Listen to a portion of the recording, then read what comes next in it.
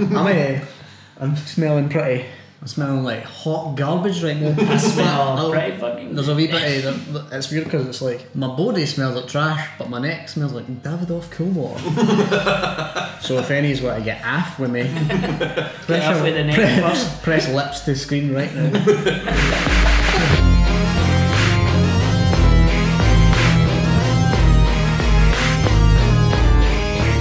Hi and welcome back to Hello. Video Namaste.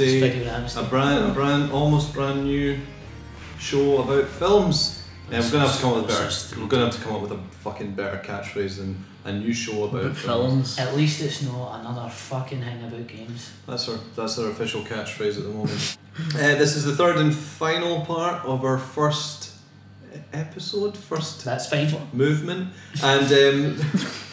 This is the three colours trilogy. This is Brune. And so they're all brown. And for our first movement, we've decided that we've to talk about number two's sequels. And part one, we talked about Critters 2, a film which sequelises the first one by continuing the story. Predator 2, well, continuing the story, takes it in a completely different direction with a whole new set of characters.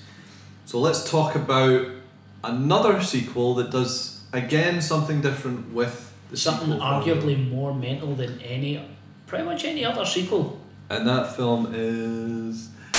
Look, you're not going to believe this, but the Gremlins from Gremlins, yeah, they're back. And they're, well, what do you think they're doing?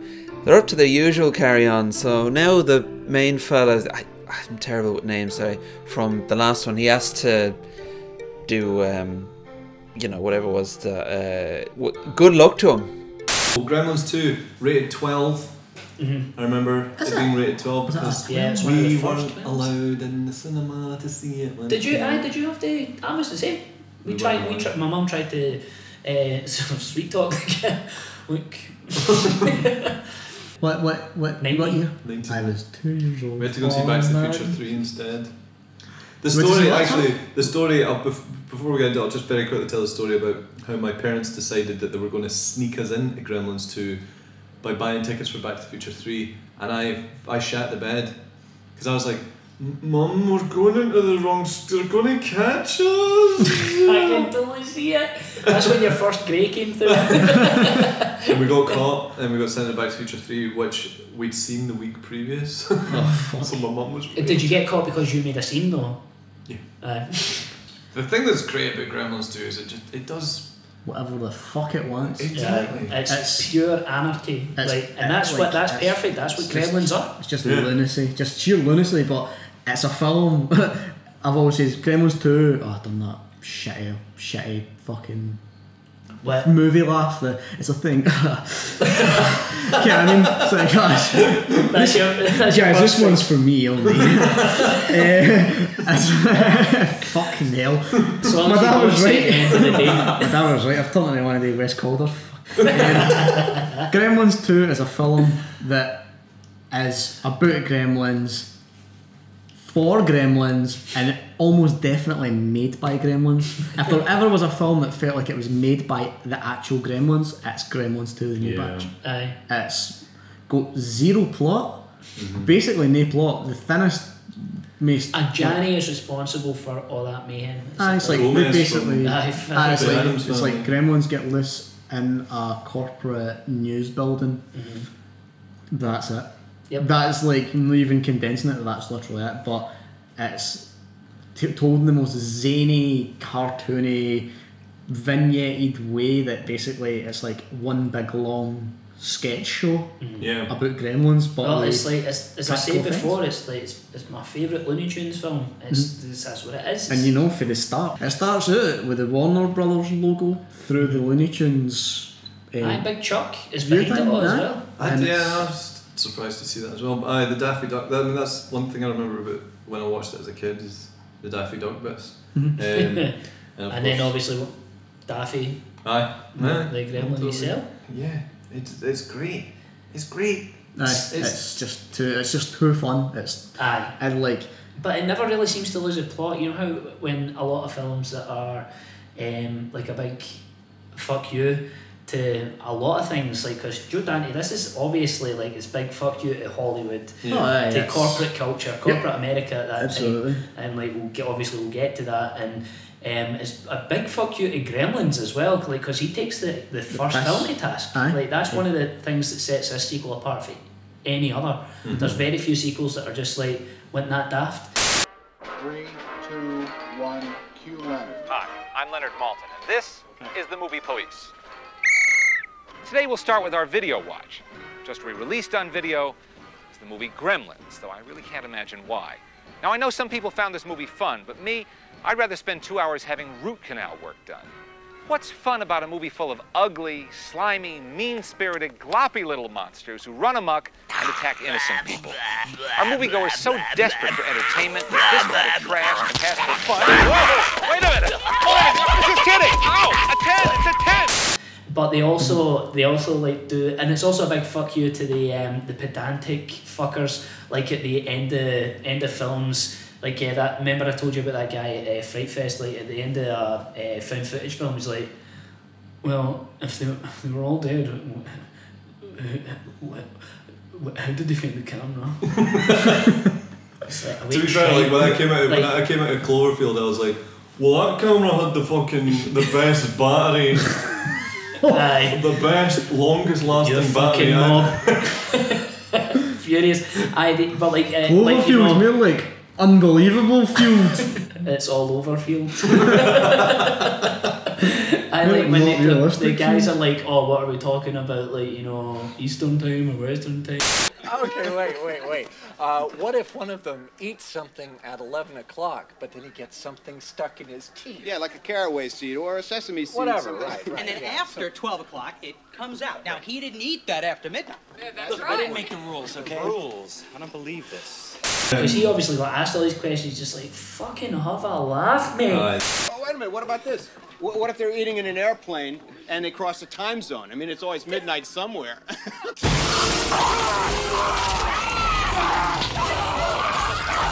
You've also got something that a lot of sequels don't do as well, as it goes too far and then it gets better because of that. You've got all these amazing new creatures, and the imagination that's put into it is so great, and like a lot of the Rick Baker's like creature designs and that are fucking great, and it's a massive improvement on the first, which is already great. So Christ, you've got a good fucking platform to start from. Like, I'm a big fan of soundstage films and films that are clearly on sets and backlots. Gremlins 2 takes the anarchy and chaos and everything like that, and puts it into a huge fucking soundstage. Like, Clamp Towers is an insane project when you think about it generally. So like a lot of the exterior shots are either all set in New York and stuff like that, and the buildings there, I'm going to go and see it. And you go in this soundstage and stuff like that, and I heard that like it's all set on a raised platform so that all the puppeteers can get in and stuff like that. Right. And that's how they've done it. And like there's a few shots where some of the actors like fell through the holes and stuff like that. And like Clamp Towers itself is like this. It's also a nice kind of echo of Gremlins 1, the Peltzer inventions that fail. Like this smart building fails constantly, so it's like a nice thematic recurrence that's kind of a lot more subtle and a lot more clever in a lot of ways than it really should be, I suppose. How he's like his wee notepad that prints out the receipts and all that. It's kind of shitey, and then obviously the gremlin gets trapped in the phone lines, and I'm sure they mentioned something about the phone lines being fucking down all the time and stuff like that. Yeah, totally. A disaster. He's trying to use the phone monitor and stuff, and it's going on a blink.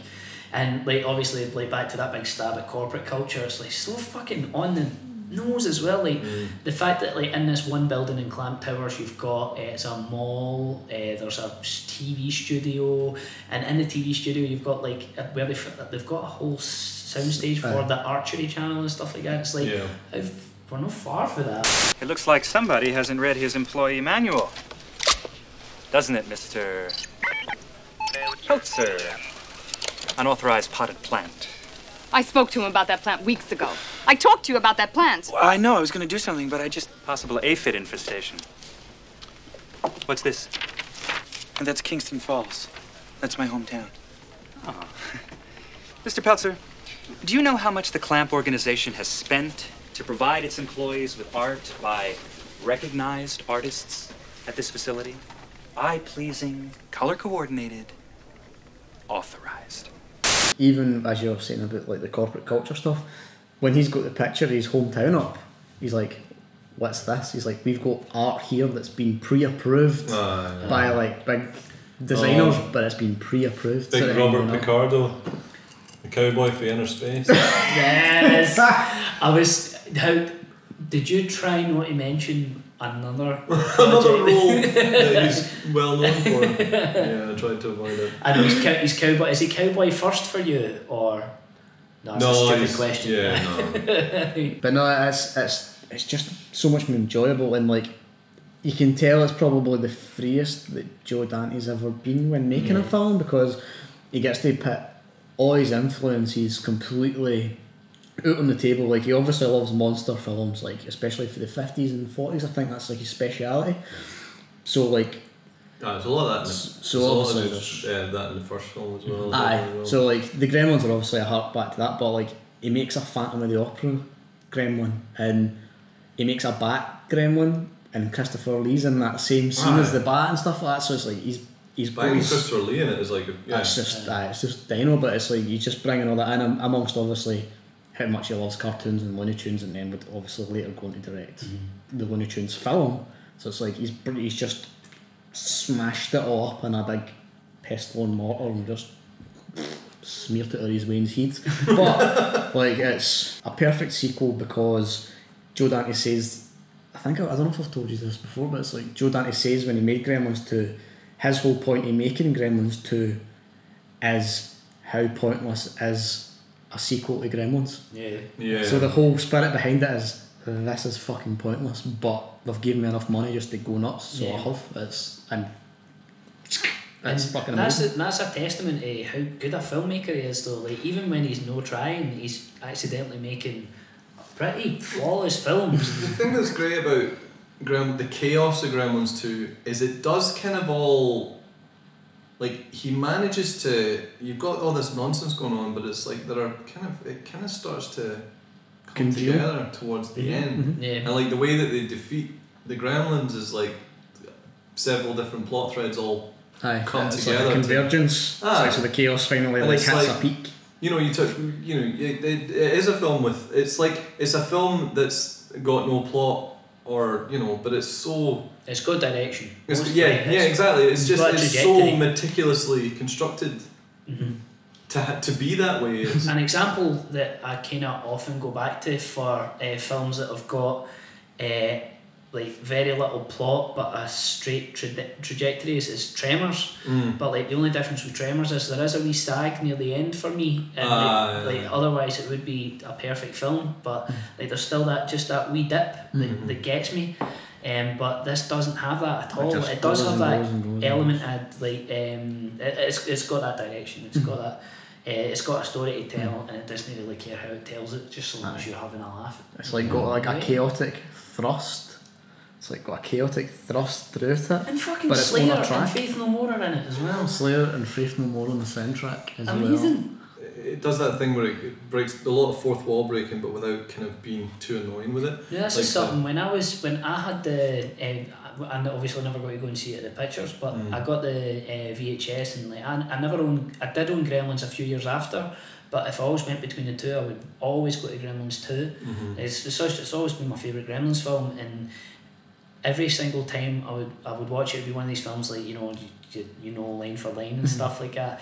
And the scene where the film itself breaks down and that fourth wall's broken and stuff, like on the VHS version I had, it's they cut to a John Wayne film, that's what I've got, and I remember hearing about it when I was a bit younger, about the fact that there was supposedly a scene where Hulk Hogan comes in, but obviously was Hulk Hogan not a big thing over it? Was he was a theatrical video.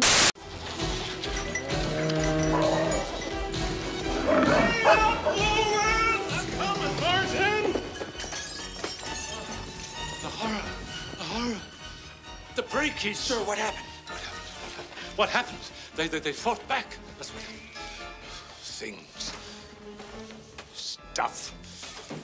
I swear to God, young man, I will never hurt anything ever again. There's some things that man is not bring to this place. He is a problem tenant. Sir, please try and calm down. We don't intend to renew your lease. Just tell us where you're...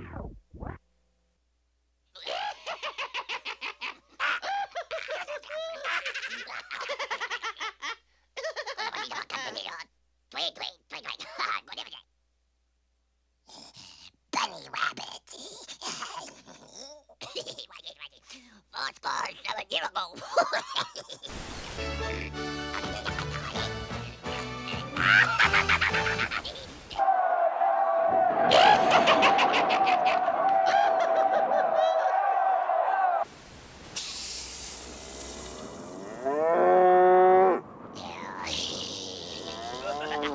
Rustlers, hold it. Duke. Get the hell off my spread. Now, go on back to your own movie. We have gremlins in the projection booth. Could you help us? Gremlins? In this theater? Now? Okay, you guys, listen up. People pay good money to see this movie. When they go out to a theater, they want cold sodas, hot popcorn, and no monsters in the projection booth.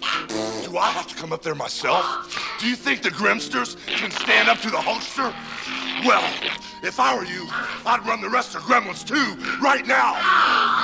Sorry, folks. It won't happen again. Do you know the, instead of Hulk, they were going to have Steven Spielberg? No, really? And he was going to be in the projection booth. And he was going to be like...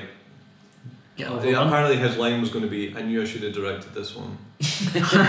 But they decided not to go ahead with it because it was aimed at a young audience and the young audience weren't going to know who he was. Aye. Which is fair enough. Something else that Joe Dante planned to do, and like this is like echoed in like matinee and stuff like that, like his love for cinema and everything. They wanted to get, when the film broke down, they wanted to get like little cardboard cutouts of Gremlins on springs and like put them actually in the projection booth of the cinemas, so that when they turned around and looked at the projection booth, there's like 2 Gremlins in the projection booth as you're watching this film. Wow. You know, I like obviously like with the cover note and stuff, like this is what you need to do when the rules change or whatever. He does love that fucking.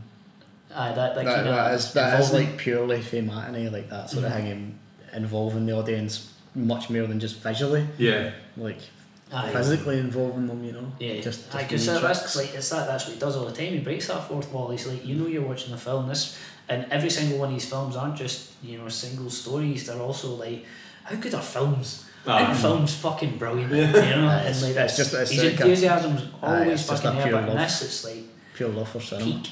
Yeah. Plus, I'd like to see a solo film with a brain gremlin. Oh man.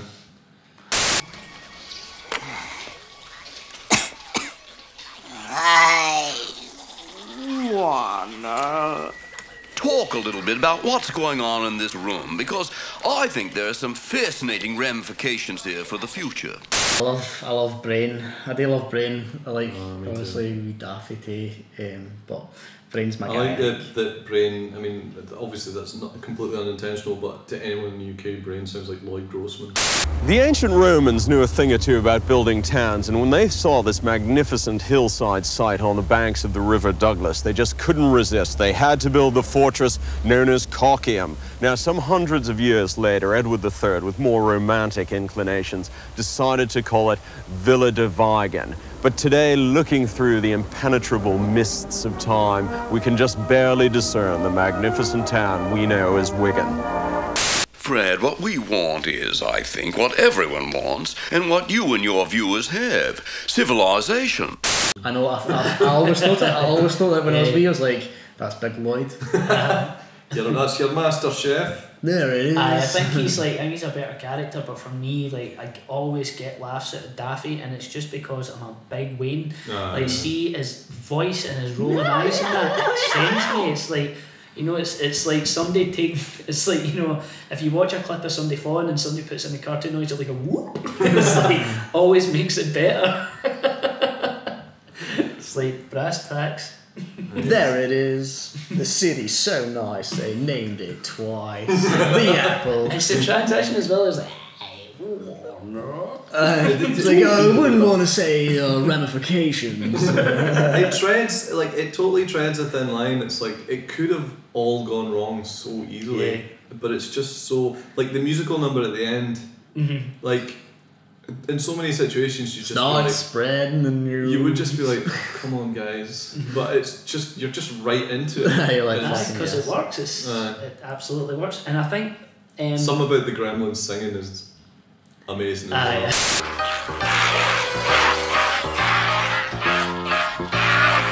Start spreading the news. I'm leaving today. I wanna be a part of it. New York, New York, yes sir. Daniel Clamp, I think he's all the Gremlins and all the characters. He's the thing that makes this film for me. I found out recently, and this made me love the character even more, that they'd originally written him just as a bad guy. Like, he wasn't like charismatic or affable in any way. He was just a dick, and he was exactly, because it's too on the nose as well. It's like, we already know corporate culture's bullshit. You don't need it reinforced with the guy behind it. The fucking the puppeteer. It's like that chat is. He's in on how daft it is too. Yeah, exactly. He's just a big idiot. He's also in a wee Joel Schumacher film that we know as Batman and Robin. Is he? I always think of him as in Scrooged. RoboCop 2. Oh, yeah. He's the guy that makes Bane and Batman and Robin. The dad. Is it not Lex Luthor's dad for Smallville? Jesus Christ! Video Namaste exclusive. Oh my god! So it is! Aye. The big fucking Nashers, man. Oh, jeez, he was originally written as a baddie, but he came to the audition and he's like, here's what I've got for the role, and they actually changed his character just to suit him. That's how flexible they were with this kind of thing, and it changed the entire mood of the film and the attitude of it as well, and it makes it more fun, I think. Aye. And you've got baddies enough in Mohawk and stuff like that, but even then it's Gremlins, really.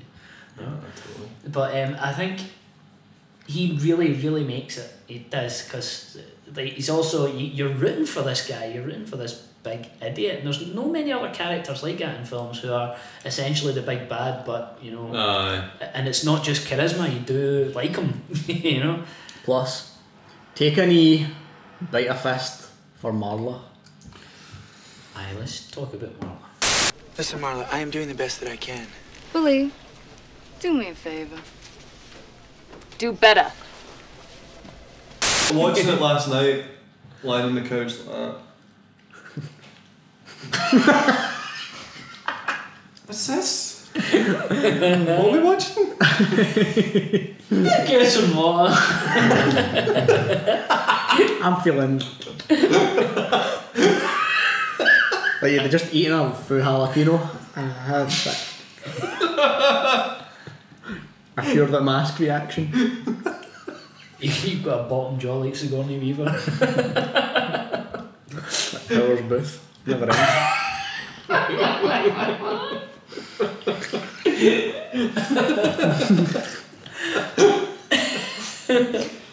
Bye. Gremlins 2. I'm doing some. I'm saying some world class lip smacking. But so we got Gremlins 2. Like, the thing about Gremlins 2 as well is Gremlins 2, and then it stops. There's no Gremlins after Gremlins 2. Good. No, absolutely. It's a real quality. Gremlins 2 being the way it was, he made it unfollowable. It kind of is. It's just like, shut up. It's like action films and stuff and sequels can either go two ways, but most of the time they go bigger and better. But with Gremlins, you've got a nice, good, solid Christmas effects film, etc. Then you've just got Gremlins 2 that just the fucking chart is straight up. It's like you can't go much further unless they were in space.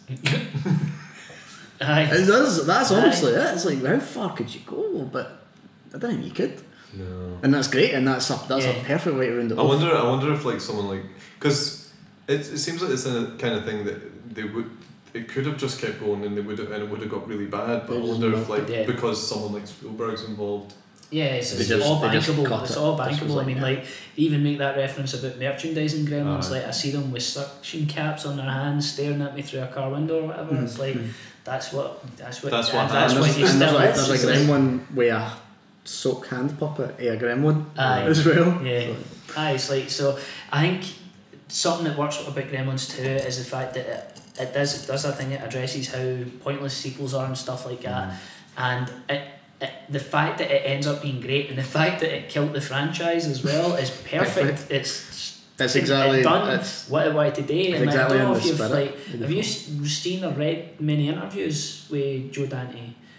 Whenever he talks about whenever he's talking about Gremlins, he always seems a bit alright, okay, we'll talk about it, because like obviously you direct Gremlins, like everybody's got to want to talk to you about it. It's like nobody's got to chat to Bobby Zemeckis about used cars, you know. Fucking shame, it's his best film.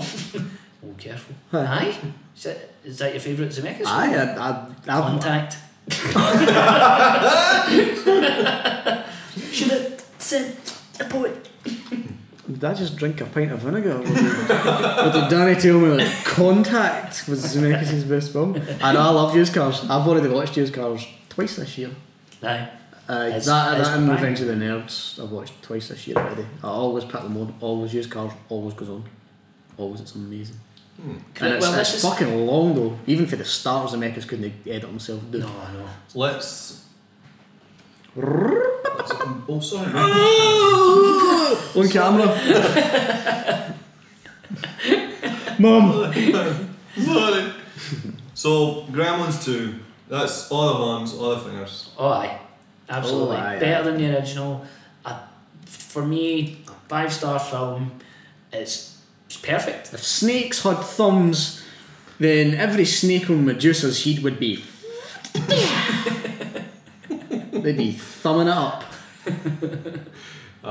So yeah, in terms of sequels, it's perfect. Gremlins 2 is. It's the perfect. It's definitely up there in my favourites.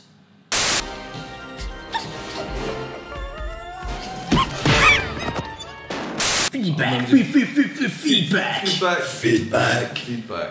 So we got some questions, comments, just whatever you were thinking. Guys, you can just say whatever you want. You can send us an FU or you can send us your film scripts. We won't read them, but we appreciate the gesture. And thanks for participating.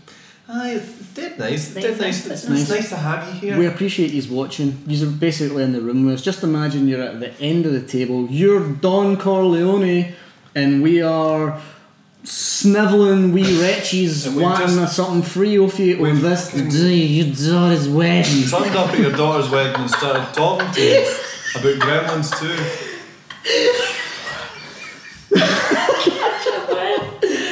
Oh man, that was good. Sounded pushed. Sorry, Don. John, my daughter's running out of jeans and he needs another pair of jeans. It's time for jeans, Don. John Corleone. Don Juan Corleone. Okay, your wife, she's beautiful. You've been talking to us on Twitter, basically. Asking us lovely questions. Yes. Insightful, dedicated, pinpointed, well-educated, well-informed questions. Well-informed questions. And actually some goodies. We can't go through them all, unfortunately. We can, but Richie's got somewhere to be. Find us on Twitter. We'll talk to you. Well, aye, we're good. Maybe. We're good, guys. You don't like following me on Twitter. That's the dark web. You've got the page of hot takes right there. I've got a page of hot takes right here.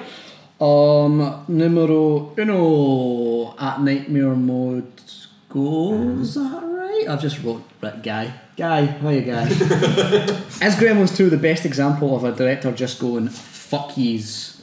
Yeah, well, I mean, we kind of covered that, but it's definitely I guess I think Repo Man as well. Repo Man's a good because in terms of sequels though. Oh, sorry, was that specific? Well, I think most of the questions I've got are sequels. There's no much. It's like Jimmy Cameron obviously like makes sequels bigger and better, but he never does it as a fuck you. He just always does it as a fuck me. Fuck you. Fuck you. Fuck me. Fuck me. Fuck me, man. Fuck me. There's no much sequels like I can think that are a fuck you unless they're really dreadful but intentionally dreadful. Like to the fans, like a fuck you to the fans. Aye. No, not really. No, I think that pretty much sums up that. There probably is, but we're all just like. Well, Evil Dead 2 is no a fuck yous as such, but it's a fuck it. You know? No, you're right. It's just a big fucking. I would probably also say Texas Chainsaw 2. Aye. Texas Chainsaw 2 is a huge fuck you because the original Texas Chainsaw. That's the one with the Breakfast Club. Yes. Yeah. Aye. And it's still Toby Hooper. Chainsaw 1 is like obviously a grindhouse classic, bleak, realistic, harsh. Texas Chainsaw 2 is like a Hanna-Barbera Scooby-Doo runaround, but ultra violent and silly and fully amazing music. Aye. So I'd say Texas Chainsaw 2 is a good example of that. A good example of a film that's a fuck you, it's like a personal, it's used as a tool to say fuck you to specific people, maybe know the fans or whatever, is S. Darko. Like the guy directed that he was fired off the set for the original, and like the way that it was funded, they were given, instead of pay, they were given rights to the film. So like, so he was allowed to do that, and then basically like everybody on the set had like said, look, get this guy to fucked, because he was trying to have a little bit of creative input in the film. He was like, out his league basically. So he had the rights to make a sequel to Donnie Darko, and because everybody didn't like him and told him to fuck off, he done it and he made it. And I don't know if it was deliberately shite, but he definitely made a shite sequel, and it was definitely a fuck you to the crew, I suppose. So I think that's maybe one. It's interesting. I do remember you going through S. Darko. That whole traumatizing Humdinger. Man. No. Save it. At Charlotte BHC asks, what do you make of the talks about Beetlejuice 2? Leave alone or jump right in? I'm quite excited. We had another tweet about Beetlejuice 2, didn't we? Someone at DB Misadventure said something about seeing Beetlejuice in Miami on teletext when he was a kid or something. What? Because that's the premise for Beetlejuice 2, isn't it? It's Beetlejuice Beetlejuice in Hawaii. Hawaii, that's it. Are they going to keep with that for the new one? Because that would be fucking amazing. Well, that's the thing, it's like if they get Keaton on board and if the tone's right, and they do a bit of Gremlins too, they don't really. I think I've seen a thing where this is that Keaton's no on board. Because he's now like Oscar winner, Michael Keaton. No, just where he's a bit older, isn't he? Like, well, I know not Disney age, but Keaton's. He doesn't need the makeup. It's that thing of like, of course it's possible. Of course it's possible for it to be good. Anything's possible if it's done right, but Button recently, his output's been get him in a bin. Shan, man.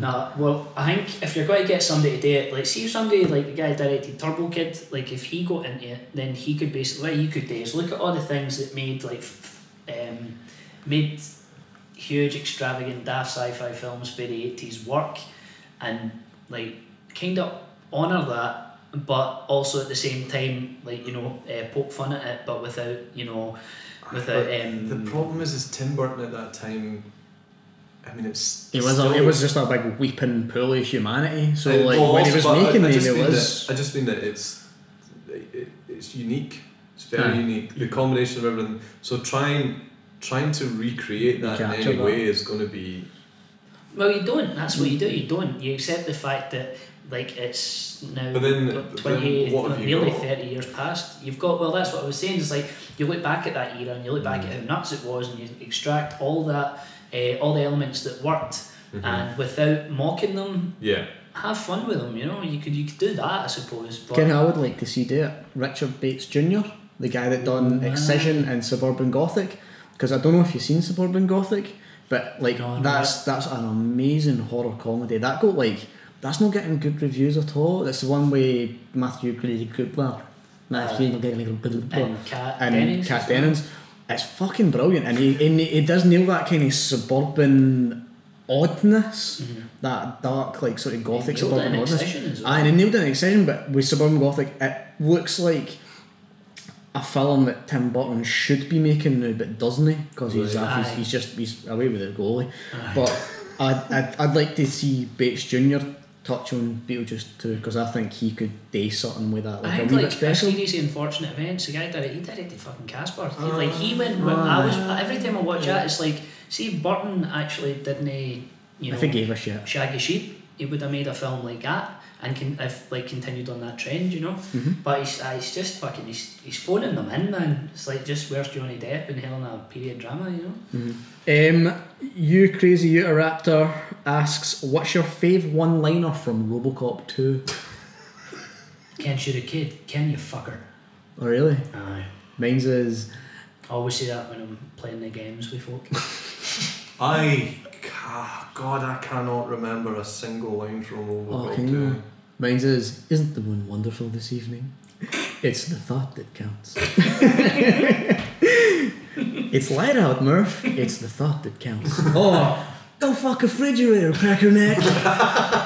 Is it Peckerneck? Peckerneck. Oh, that's good. Don't fuck a refrigerator, Peckerneck. So that's probably El Mate. Classic. Or just game. You see, let's say that fucking bang that. That's scary. Murphy, it's you. Homespun _homespun asks, thoughts on Nick Cave's Gladiator sequel? The script sounded dynamite. What? Did you know about this? No. You probably should have googled this before. No, I know about it. Cave. Nick Cave. I mind reading about it in Empire ages ago, and Empire was like, this sounds fucking amazing. They've already given it 5 stars. It's fucking dreadful. Nick Cave wrote it, but it's from the perspective of Julius Maximus. So his name is Maximus Corpus. Maximus Chromus. He's dead, but most of the film takes place in him walking through the afterlife. Like, I don't know if he's recounting this. I don't know if he's recounting the sins. This is coming back to me. I don't know if it's like he's recounting the sins that he's done, but he's seen all the people that's been killed, or he's killed via his hand, and it's like he's making peace with them. But there's also a war happening in like the spirit world. It sounds fucking dreadful. It sounds just awful. Like, sounds to me like, and I want it's to like see it. some sort of common ground between Gladiator and the Prophecy, and I'm into that. Into the fact that it's like the Prophecy, you know, that it's like Gladiator. So what he does is extract it for that whole Gladiator universe and just make it his own. That could be interesting. But if it's related, basically anything that's connected to that fucking Snowfest, I'm going to be like, bye. Guys, if you have got any questions for us about Ridley Scott, they better be how shit is Ridley Scott, how much do you know what I see the next Ridley Scott film, or you know what I mean? Because we do not like big riddles. Big diddly Scott. I can't believe it took me until like 2 years ago to hear Fiddly Scott. Fiddly's not. Jim the SG asks, what's your fave naming system, e.g. like RoboCop 2 or like Bride of Reanimator, etc. Like, what's your favourite naming system? Adding an S to the end of the title. That's a classic. RoboCops. But the film still just got one. watching you on RoboCops. You mean RoboCop 1? No, second in RoboCop 2. That's the one. Critters is Under Sieges. Lethal Weapons. That's a porno. That's a legit porno. They did do that with Predators. Aye, totally. Terminators. Shri. Back to the Futures. That's what they call the box set. I'd like to see Star Treks. Watching you on Star Trek. The Wrath of Cans. The rafts of can. The raft of cans. His big chuddies. His big booblets, man. I think like it depends on the kind of film that it is. It's like if it's a like a film like Critters, like I like Critters 2, the main course. Like whatever serves the theme. I'm dead into Roman numerals after titles. Oh, aye. There's something satisfying about seeing it on your DVD shelf. Oh shit! I was listening to a podcast the other day about folks' memories of working in video shops, and there was a guy talking about when Rocky 4 came out and everybody came up and asked for Rocky IV. Like a serum that made you fucking smashing. There's still the worst. The worst one is Class of 1999. Its sequel is Class of 1999 Part 2, The Substitute. Fucking gear up. I mean, just Part 2. Class of 99 is brilliant as well. Aye, Class of 99 is great. Class of 99 Part 2, The Substitute is rubbish. Aye, Class of 1999 Part 2, The Substitute. The robot teacher, it's heavily implied that he relieves himself with a wank at a pupil's window. This is for You Crazy Uteraptor again. She asks, do you think From Dusk Till Dawn 2 would be successful if it didn't have the Dusk Till Dawn name attached to it? It's a weird egg because like its shooting style is quite close to Dusk Till Dawn. It's as sandy as Dusk Till Dawn, and it's a direct-to-video film, so I think it relies on the name of Dusk Till Dawn to give it that kick and to give it that watch. Still not seen Dusk Till Dawn. You're in for such a treat. It's great, so man. It is fucking good. great. It's just really nice. I was so and surprised fun. how fucking good that film is as well, because like for years I'm seeing it on the shelf and I'm just like honestly, it looks like I seen it when we were younger. Because that's got a similar kind of aesthetic. It's Aye. like, there it is. Fuck. Third episode aesthetic. This is my aesthetic. Oversized t-shirt makes me look like I've lost 8 stone in about 13 minutes. It's like Matthew McConaughey is playing you. I don't think it would have worked if they'd taken it at the Dusk Till Dawn universe. If they didn't market it as it From Dusk Till Dawn, it would have been interesting if they didn't though. Because then there's a lot, but there's far too many polarities. There's too many similarities, and it obviously shares the same sort of dusty, kicked up cowboy boot like world. So it would be hard to separate that, as well as I think it would have worked style. more as a film if it was marketed better. Even in a different location. See if it wasn't like set out in like sun bleached like Texan South. Like see if it was set somewhere like Minnesota or something like that. Like it would be a completely different film. Like can you imagine that film set in like a kind of snowy like small mountain town? Be a completely different film, but it relies on every part of its actual filmmaking to be a Dusk Till Dawn film. So I think it relies on being that property. Thanks very much, guys. We really appreciate it. Really good. Thanks for engaging with our online brand and the content farm that we are likely to become. We really appreciate it. Give us a shout on Twitter at Video Namaste, or the names that are appearing on the screen right now. That's our individual ones. If you want to suggest a theme, you want to recommend a film, you want to anything. We're open to suggestions. We've got no actual straight threads of what we've got to do. No we've got no imagination. We've got no plans. We've got nothing. So if there's anything that you suggest, if you've got a bigger room that we could film in, that would be if you've got a studio, let's not pay a lot of fucking rent for this place. If you've got a boat or something that we can use, a boat would be fucking good. amazing. Be well into a boat, or just I'd anything. be well into a boat. I think that's could we end that there. So guys, to wrap up, we would be well into a boat. Bye. Thank you. Bye.